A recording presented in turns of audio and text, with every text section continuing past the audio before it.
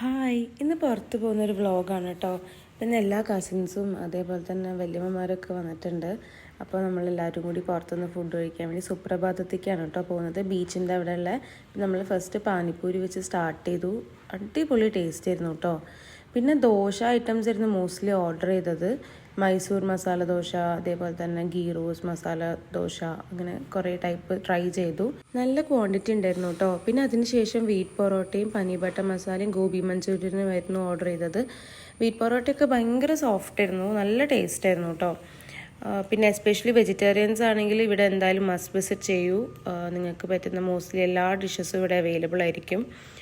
അപ്പോൾ ഞങ്ങൾ അതൊക്കെ കഴിച്ചു. നല്ല ഫുഡായിരുന്നു കേട്ടോ. പിന്നെ അതിന് ശേഷം മെമ്മറൈസിലേക്ക് പോയി ജസ്റ്റ് ഒരു ഐസ് കാൻഡി കഴിക്കാൻ വേണ്ടിയിട്ട്.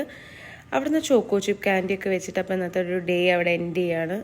അപ്പോൾ നിങ്ങൾ എന്തായാലും കോഴിക്കോട് വരികയാണെങ്കിൽ മെമ്മറൈസ് മസ്റ്റ് വിസിറ്റ് ചെയ്യൂ. അതേപോലെ തന്നെ സുപ്രഭാതം മസ്റ്റ് വിസിറ്റ് ചെയ്യൂ. അപ്പോൾ അത്രയേ ഉള്ളൂ. ബൈ.